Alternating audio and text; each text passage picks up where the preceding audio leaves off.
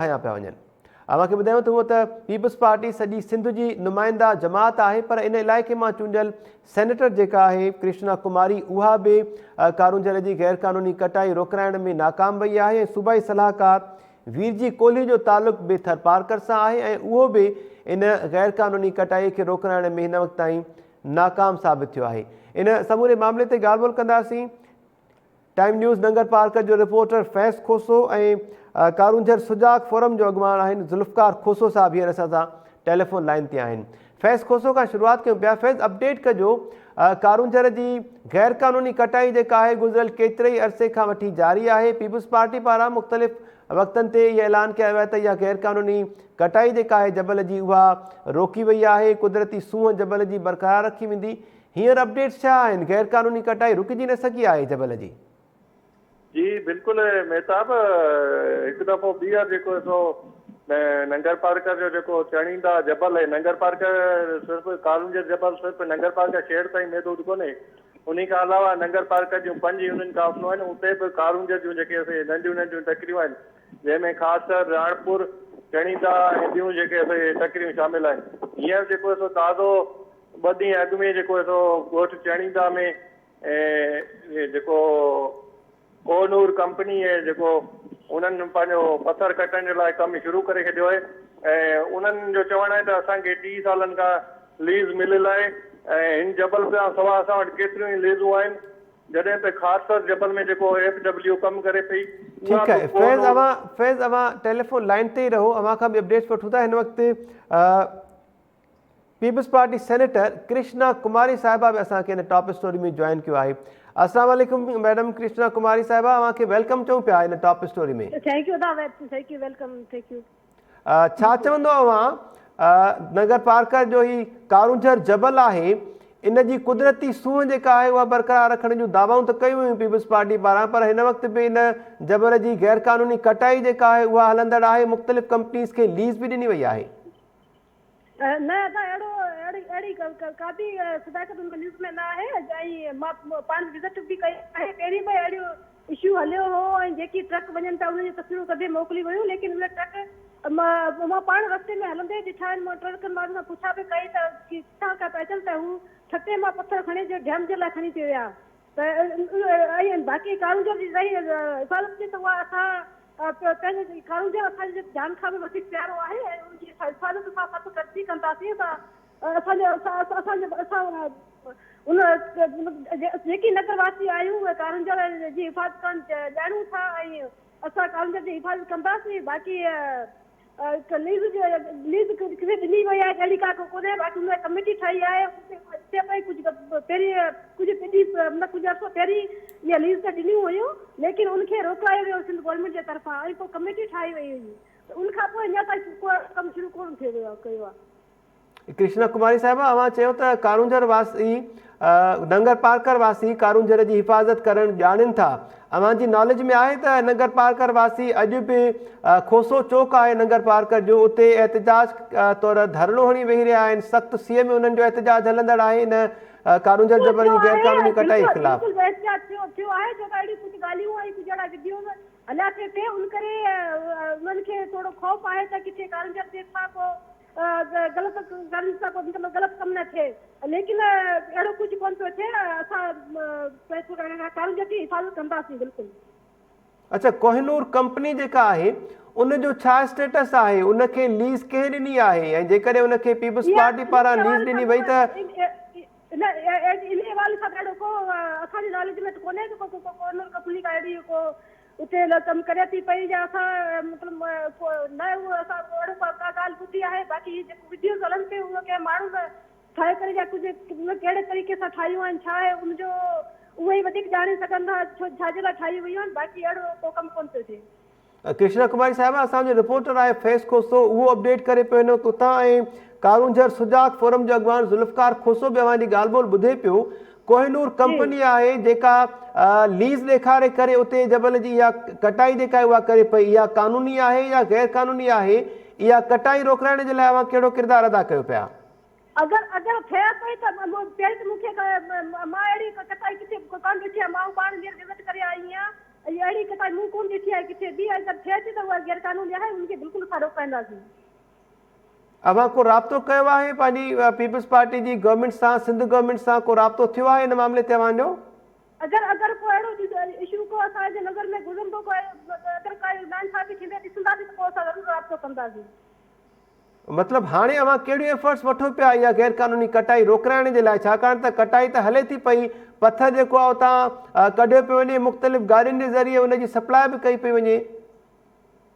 उहो ई आऊं चवां पई त मूं आऊं ॿ ॾींहं उते नगर में रही आहियां, मूं अहिड़ी हींअर फ़िलहाल कटाई कंदे कोन ॾिठी आहे। मूं विज़िट बि कयो हो, हींअर का बि अहिड़ी कटाई कोन पई थिए। ठीक है, अवां कृष्णा कुमारी साहबा काइंडली टेलीफोन लाइन ते ही रहिजो। नंगर पार्कर मां कारूंजर सुजाग फोरम जा अॻवान ज़ुल्फ़कार खोसो बि असां सां टेलीफोन लाइन ते आहिनि, अवांजी ॻाल्हि ॿोल बि ॿुधनि पिया।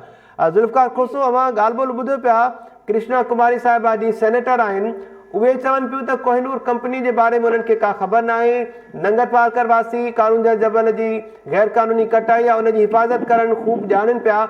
अवां जो एहतजाज बि हलंदड़ आहे, छा चवंदो अवां? जी अदा, असां इन वक़्तु उन जबल ते मौजूदु आहियूं, ख़ासि जेको चणींदा जबल आहे जिथे कटाई शुरू कई, कटाई हलंदड़ आहे।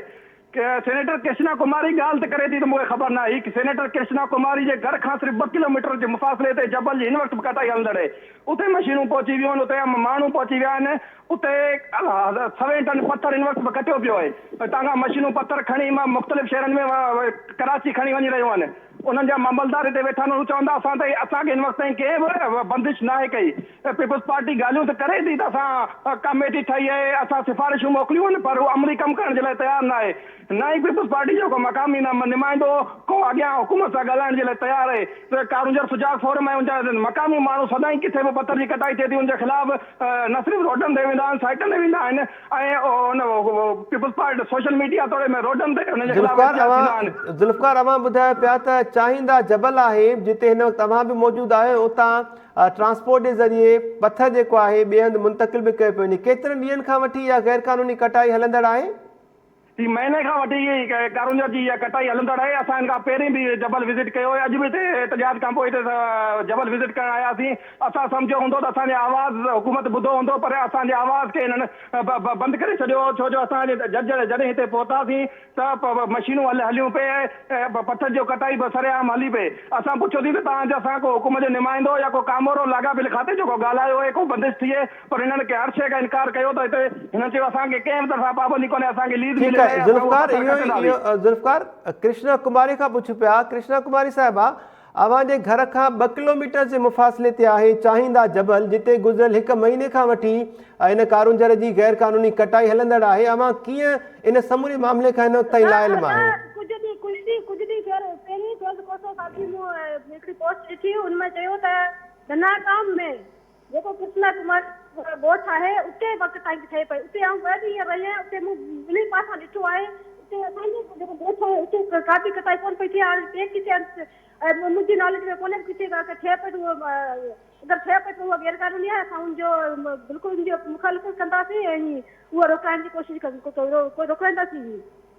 अच्छा, पीपल्स पार्टी गवर्नमेंट इन कंपनी खे कोहिनूर कंपनी जंहिंजो ज़िक्र कयूं पिया, उनखे बाक़ाइदा लीज़ ॾिनी आहे। उन कंपनी जूं कैंप्स जेके आहिनि फील्ड में उहे क़ाइमु थियल आहिनि, उहे कैंप्स अवांजी नॉलेज में आहिनि? अवांजे घर खां थोरे ई मुफ़ासिले ते इहा गैर कानूनी कटाई बि हले पई ऐं कैंप्स जेके आहिनि कंपनी जूं आहिनि।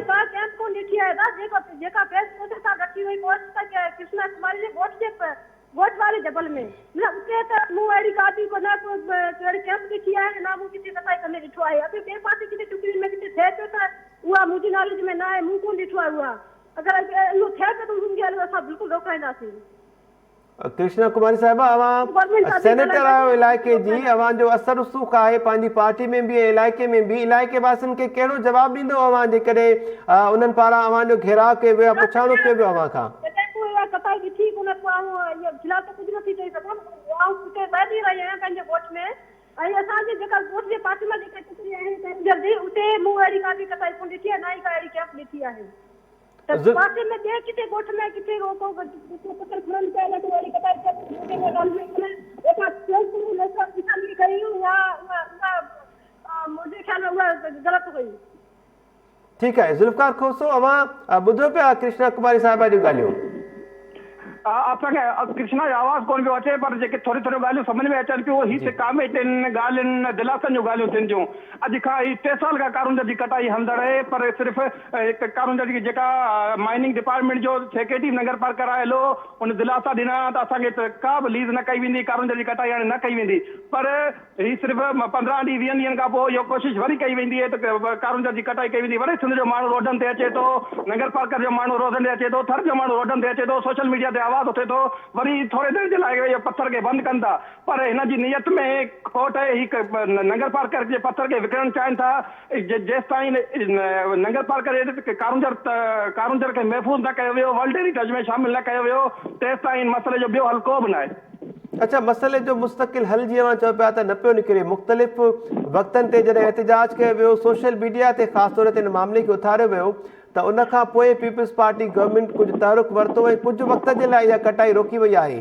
कृष्णा कुमारी साहिबा जी ॻाल्हि ॿोल बि मां ॿुधी, हू त हिन समूरे मामले खां लाइलमीअ जो इज़हार करे रही हुई। हुनजो चवणो त उहा हिकु ॻोठ में वञी रही आहे, उते वञी करे उहा विज़िट कंदी, उन्हनि जी नॉलेज में कोहिनूर कंपनी खे जेका लीज़ ॾिनी वई आहे उन जो मामिलो बि उन्हनि जी नॉलेज में न हुयो।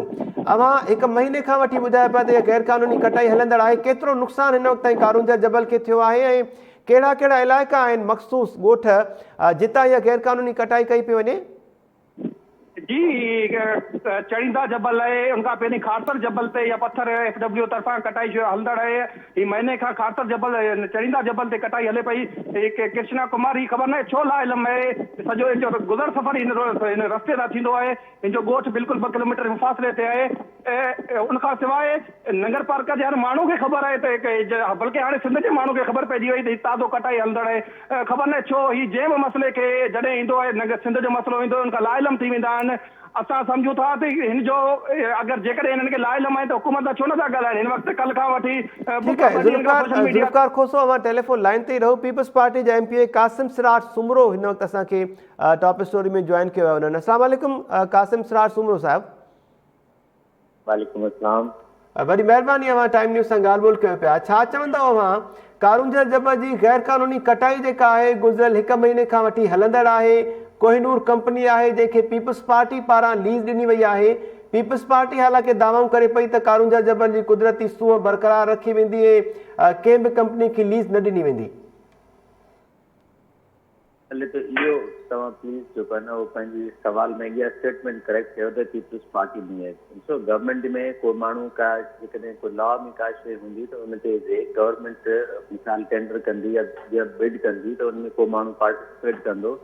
त इट इज़ नॉट दैट कि भई असां जेकॾहिं Peoples Party as a policy vision जे तौर ते हिकिड़ी शइ स्टेटमेंट कमेटियूं ठाहियूंसीं, विज़िट कयासीं, थर जा असां सभई ॻाल्हियूं कयोसीं ऐं उनजो अञा को डिसीशन न थियो आहे। तंहिंजे करे तव्हां पार्टी जो नालो न रखो, महिरबानी कयो, तव्हां मुंहिंजे सवाल खे करेक्ट कयो। बाक़ी रही ॻाल्हि तव्हां जेका ॻाल्हि कई आहे त इलीगल कटिंग थिए पई, मां अॼु बि सुबुह जो नगर पार्कर में हुयसि। सुबुह जो मूं DG माइन सां बि हिन मौज़ूअ ते ॻाल्हि थी हुई ऐं हुन मूंखे जेके फुटेज मोकिलिया आहिनि उन में हू चवे पियो ऐं जेको डायरेक्टर साहिबु आहे उहो मूंखे पर्सनली ॿुधायो आहे त उन ते यकीनन हुननि बेस कैम्प ठाहिण जे लाइ कोई एक्शन ज़रूरु वरितो आहे, बट कटिंग हुननि जो बकौल त नथी थिए। ठीकु आहे, पर्सनली मूं बि ॻोठाणनि खां जेको आम माण्हुनि खां राय वरिती उहा आहे त कटिंग न आहे, हू बेस कैम्प ज़रूरु हिते ठाहिनि था ऐं we have strictly communicated to them कि भई तव्हां जेसि ताईं इहो पॉलिसी कैबिनेट मां पास नथी थिए, जेसि ताईं हुनखे को कंहिं क़िस्म जो को बि एक्शन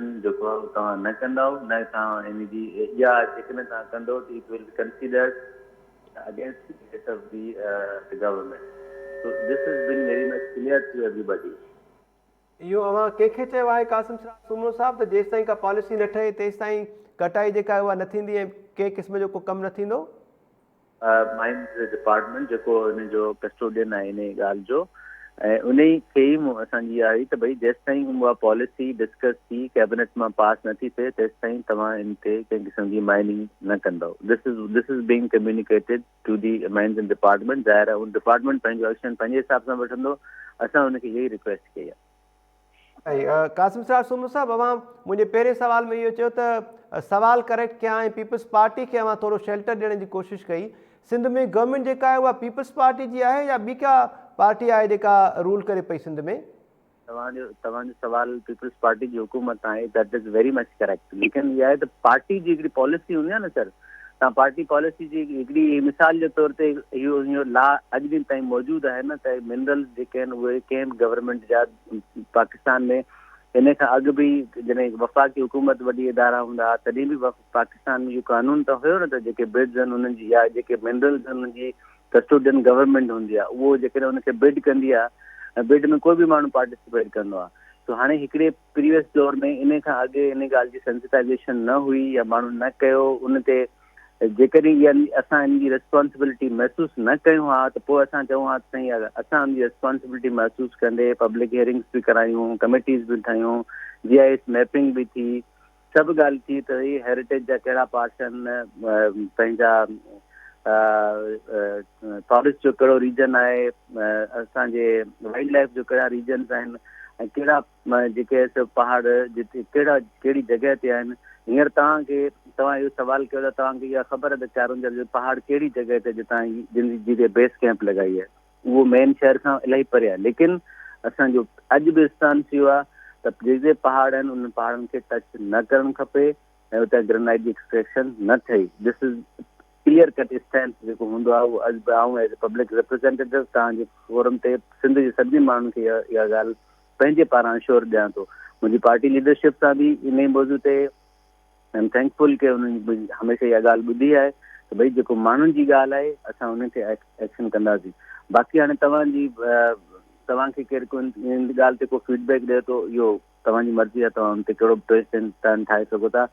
फेयर इनफ कासिम सरार सुमरो साहब, अवां एटलीस्ट रिस्पॉन्सिबिलिटी जेका आहे इन मामले जी उहा त ऑन कई। अवां चयो पिया त माइंस डिपार्टमेंट खे अवां चयो बि आहे, अवामी कचहरी में बि अवां शिरकत कई, उन में अवां इहो इज़हार कयो त इनखे हेरिटेज तौर तारीख़ी विरसो जेको आहे कारूंजर जबल खे करार ॾियण जे लाइ बि को किरदारु अदा कंदासीं। उन मामले में बि का अॻभराई न थी आहे ऐं कुझु इलाइक़ा मां जेकॾहिं अव्हांखे ॿुधायां, करीमदाद जबल आहे, खाकसर जबल ॿुधाए पियो वञे, चाहींदा जबल आहे, उते बाक़ाइदा कैंप्स क़ाइमु थियल आहिनि। इन कोहिनूर कंपनी जूं ऐं ॿियूं कुझु कंपनीज़ आहिनि जेके हिकु लीज़ जेका आहे उहा ॾेखारे ऐं हिन वक़्तु बि कटाई कनि पिया ट्रांसपोर्ट जे ज़रिए। जेकॾहिं फुटेज तव्हां ॾिसी सघो टाइम न्यूज़ जी स्क्रीन ते, पथर जी कटाई कई पई वञे कारूंजर जबल तां ऐं उनजी ट्रांसपोर्टेशन बि कई पई वञे मुख़्तलिफ़ इलाइक़नि तां। तव्हांखे सवाल करण जो इख़्तियार आहे, मूंखे जवाबु ॾियण जो इख़्तियार आहे। मूं तव्हांखे अर्ज़ु कयो त मूं जेका ॻाल्हि ॿुधी आहे, जेका ॻाल्हि दोस्तनि सां जेका ॻाल्हि मूंखे ॿुधाई आहे, मूं उन जो जवाबु तव्हांखे ॾिनो। त मुंहिंजी माइंड वारनि सां ॻाल्हि थी, उन्हनि चयो कि हुननि वाक़ई बेस कैंप लॻाई आहे, उन जा फुटेजिस मूं वटि आहिनि बेस कैंप जा। लेकिन द प्रॉब्लम इज़ कि दे सेड कि they are not expecting anything and we have clearly instructed them कि तव्हां हिन ते कंहिं क़िस्म जी एक्सट्रैक्शन या माइनिंग न कंदव, पहाड़ जी हथु न लॻाईंदो जेसिताईं का पॉलिसी जी स्टेटमेंट, का पॉलिसी जेका आहे उहा कैबिनेट पास करे ऐं पोइ अचे उन ते।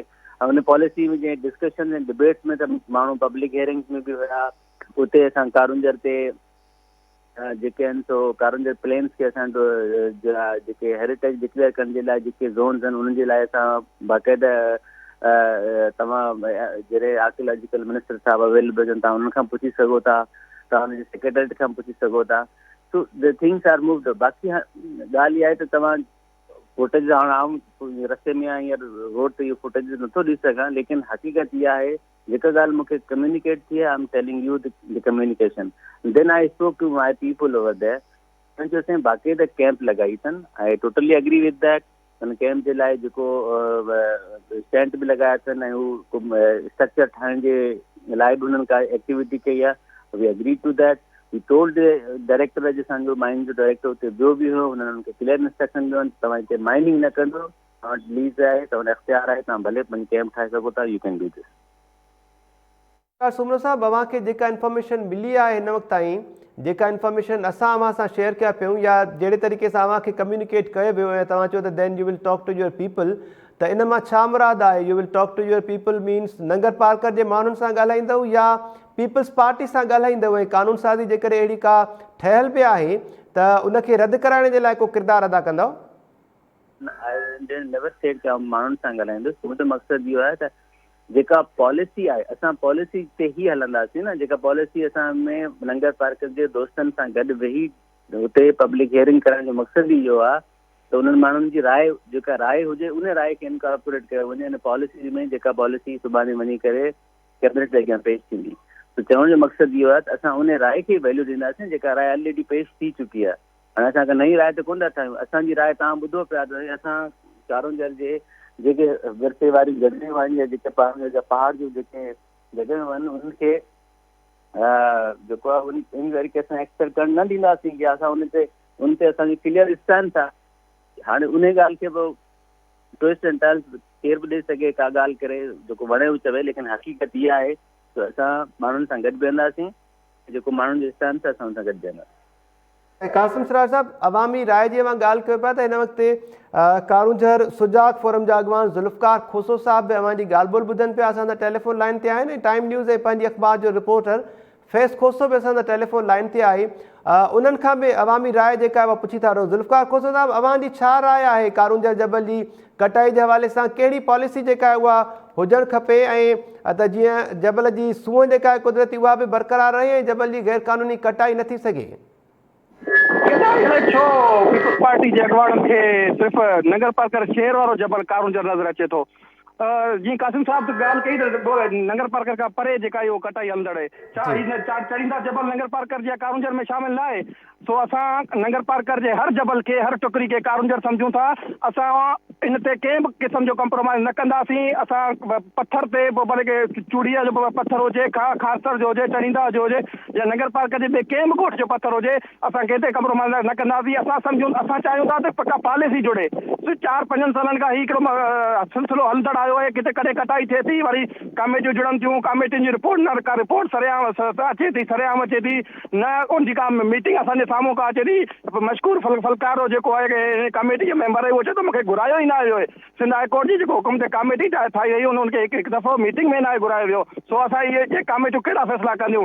असां चाहियूं था त कारूंझर जे हर पत्थर खे वर्ल्ड हेरिटेज में शामिल कयो वञे, कारूंझर खे नेशनल पार्क करार ॾिनो वञे ऐं जेको पब्लिक हेयरिंग थी उते 100% माण्हुनि 100% माण्हुनि इहा मुतफ़िक़ थिया, इहा आवाज़ उथारियो त कारूंझर खे पब्लिक में वर्ल्ड हेरिटेज में शामिल कयो वञे, उनखे कंहिं क़िस्म जी लीज न कई वञे। जेके पीपल्स पार्टी MP कासिम सरार सूमरो साहब हींअर अवां जी ॻाल्हि ॿोल ॿुधनि पिया, हुननि पंहिंजे किरदार जी पर्सनली जेका ॻाल्हि ॿोल कई त हुननि चयो त हू बि मुख़ालिफ़ आहिनि कारूंझर जबल जी इन कटाई जे हवाले सां, पर छाकाणि त पॉलिसी ठहियलु आहे ऐं पीपल्स पार्टी गवर्नमेंट में आहे, पोइ जेका गवर्नमेंट जी पॉलिसी आहे उन जे लाइ हू चवनि पिया त हुननि जा हथ बि कुझु ॿधल आहिनि, पर हू कोशिशि कंदा इन मामले ते को किरदारु अदा करण जे लाइ। हुननि पब्लिक ओपिनियन जी ॻाल्हि कई त पब्लिक जी राय हू ॿुधंदा, उन खां पोइ पॉलिसी ठाहिण जे लाइ पंहिंजो किरदारु अदा कंदा। पब्लिक जो ओपिनियन हिकु भेरो ॿीहर अवां थोरो ॿुधाइजो। टाइम न्यूज़ जी स्क्रीन ते ॿुधनि पिया कासिम सरार सूमरो साहब बि, पॉलिसी कहिड़ी जुड़णु खपे, कहिड़ा कहिड़ा मुतालबा अवां जा आहिनि? कासिम जी जेका कासिम साहब जी जेका सोच है, असां उन ते का बि एतिराज़ न आहे। कासिम साहब कोशिशूं कंदो तीअं कारूंझर वर्ल्ड हेरिटेज में बि शामिल थी वेंदो। तो पब्लिक हेयरिंग अॼु खां 2 महीना पहिरीं बि पब्लिक हेयरिंग कासिम MP तव्हांजो मक़ामी MP आहे, उहो उन पब्लिक हेयरिंग में वेठल हो, उते 100 माण्हू इहा मुतफ़िक़ थिया, उन जी ॻाल्हियूं थियूं त कारूंझर जो जबल सिर्फ़ु शहर जो जबल न आहे, उनखे सभिनी मुख़्तलिफ़ माण्हू इहा पंहिंजी राय ॾिनी त कारूंझर नगर पार्कर में 5-7 जेके किलोमीटर में जेको 28 किलोमीटर में जेको फैलियल आहे, समूरो कारूंझर आहे। सो असां सम्झूं था त कारूंझर खे महफ़ूज़ कयो वञे। कारूंझर में जेके सियाहती मर्कज़ आहिनि उनखे वधीक उन ते ध्यानु ॾेई उन ते कमु कयो वञे। जेको इन जी सरमाएदारी अख आहे जेको हुकूमत जी, उहो सिर्फ़ु इन पत्थर खे कटे न, उहो सक़ाफ़ती लिहाज़ सां, उहो सियाहती लिहाज़ सां उहो पैसो कमाए सघिजे थो। सिर्फ़ु पंहिंजी सोच खे बदिलण जो टाइम आहे। एहतिजाज हले पियो कारूंझर जबल जी गैर क़ानूनी कटाई ख़िलाफ़, इहो बि थोरो ॿुधाइजो। जीअं त इहे कारूंझर जी कटाई चढ़ींदा जबल में हलंदड़ आहे, त तव्हांजो सवाल मूंखे सम्झ में कोन आयो। ठीकु आहे कासिम सरार सूमरो साहब, ॻाल्हि ॿोल ॿुधी अवां, पब्लिक ओपिनियन बि अवां ताईं पहुचाइण जी कोशिशि कई, हाणे छा चवंदव अवां? पब्लिक जेको डिमांड करे पई आहे, जेके उतां जा ग्रीवेंसिस आहिनि माण्हुनि जा, उन मामले में अवां जो हाणे किरदारु छा हूंदो फर्दर?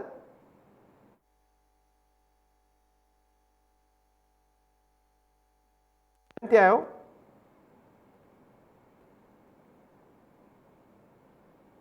नाज़रीन लाइन जेका आहे उहा कासिम सिराज सुमरो साहब कटे वियो आहे। ज़ुल्फ़कार खोसो अवां जी वॾी महिरबानी, अवां हिन मामले ते अपडेट कयो ऐं फैज़ खोसो टाइम न्यूज़ जो रिपोर्टर जेको आहे नंगर पार्कर जो अवां अपडेट कयो, अवां जी वॾी महिरबानी। पीपल्स पार्टी जे अॻवाननि जो मौक़िफ़ अवां जे साम्हूं रखियो।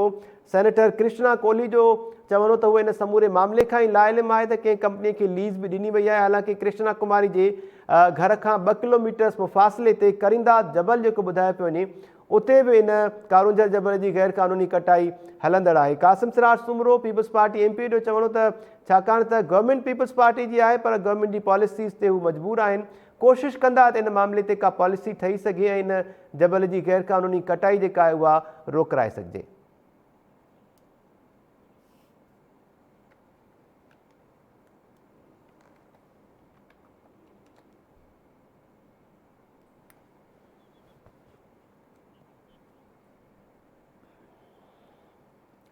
नाज़रीन हाणे ज़िक्र कयूं त स्पोर्ट्स कॉम्प्लेक्स ठटो में रांदियुनि जो मेलो पुॼाणी